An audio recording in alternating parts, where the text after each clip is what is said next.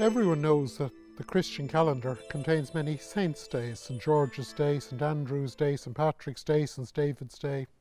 You can keep going on. But what people are often not familiar with is that there have been so many saints over 2,000 years, east and west, north and south, from Ethiopia to Germany and from Ireland all the way out to India, that for every day of the year there are umpteen other saints' days recalled. And these saints' names are written down in a book called the Martyrology. With me I have Dr. Francisca Rumsey, who's an honorary associate professor here in the university and is an expert on martyrologies. You're welcome. Thank you, Tom. Tell us about martyrologies.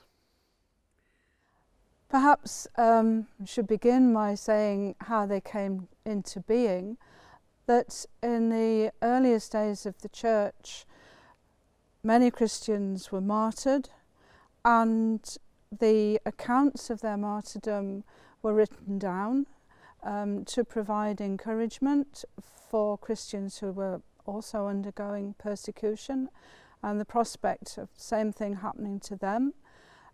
These accounts were circulated amongst the early churches and read out as part of the liturgy.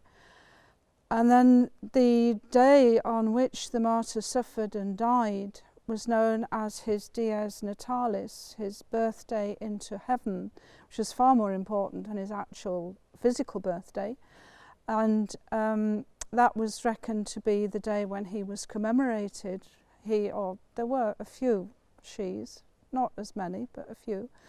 The day that they were commemorated liturgically, when Christianity was no longer a prescribed religion, when it was accepted in the Roman Empire, martyrdom was no longer a possibility, and so there were other ways of becoming holy and eventually, hopefully, attaining heaven. To begin with, it was mostly bishops and writers, the doctors of the church, and the day that they died was duly recorded. And very gradually these lists were built up and they became known as martyrologies because the original people that they commemorated were martyrs, although over the centuries more saints were added and the lists were passed round, they were edited, then historical details were added. Sometimes they were misunderstood.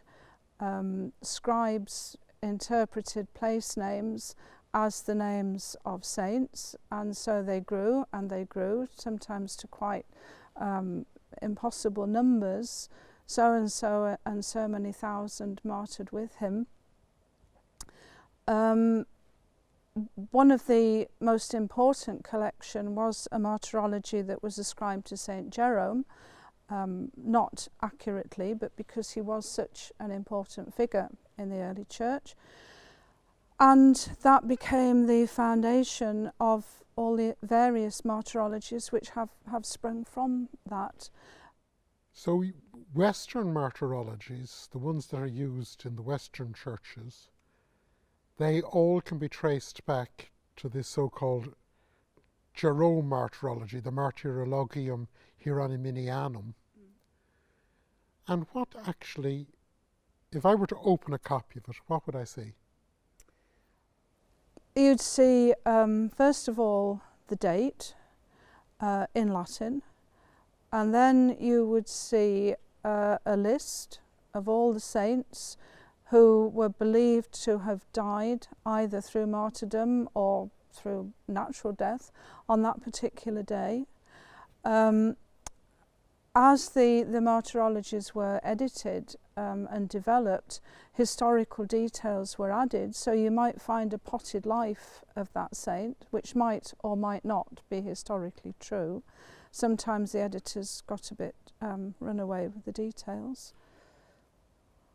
yes, and we could go into umpteen lovely stories, but the interesting thing is say for instance, the 23rd of April, everyone knows it's St. George's Day, but if you actually look up the Martyrology, you would find dozens of other saints. So, for instance, it could be in one place, one saint may be the saint's day, and in another place, a completely different saint, because they're all linked back to this single date. The other interesting thing is that one of the first people to study martyrologies in detail over 100 years ago, Delahaye, he came up with the idea that there were two things you knew for certain. You knew the date of death, and you knew a place that a saint was linked. You had a saint's name, a date of death, and often a place that it was linked to. And he saw the name and the date as the basis of the saint's dossier. And it might come as a surprise to people that there are lots of, indeed thousands of saints, that all we have is just the date and a name. That's all we know about them. We don't know anything else at all. Yeah. Then why bother reading these names out?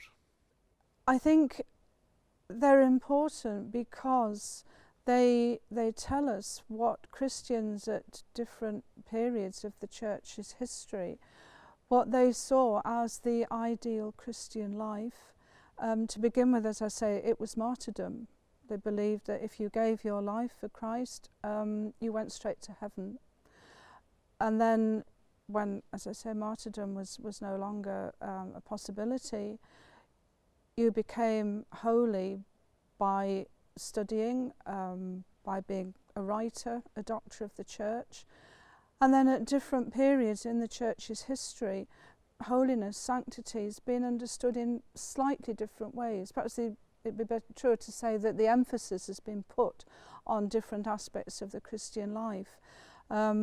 Say in the 19th century, when there was such an explosion of women's religious orders, they were founded to teach, to nurse, to go out and do good in every possible way.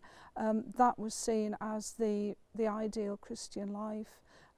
So we have the founders of the women's religious congregations, many of whom have been canonised, whose names are in the Martyrology. So you're suggesting that not only does the Martyrology show that there's a whole web of other commemorations underneath the calendar headline, but you can use these lists of saints and who have been recognised as saints as an analogue, a barometer, if you like, of what constituted holiness and how that notion of holiness has changed over the centuries. Yes, yes, yes. Thank you very much for that concise introduction to the rather complex and obscure topic of martyrologies.